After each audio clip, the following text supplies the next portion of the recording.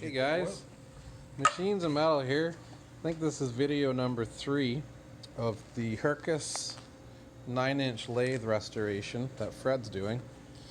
So remember the last video, there was a bunch of shiny metal, and now he's gone and painted and prepped and primed, and you can see over here it's got some pieces all primed up. Big basket of bags of parts there. And over here, everything's masked up, painted with love.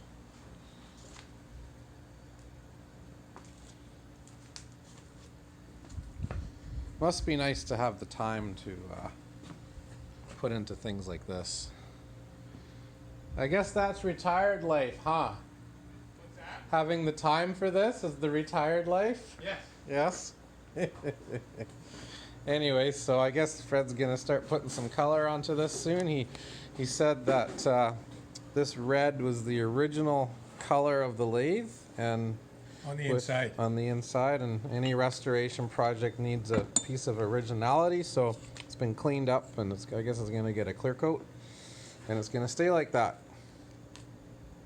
Should be nice. Should be nice. I got the parts coming from Australia. All right, that new half nut assembly. Yeah. Cool. Should be here in about 2 days. Right on.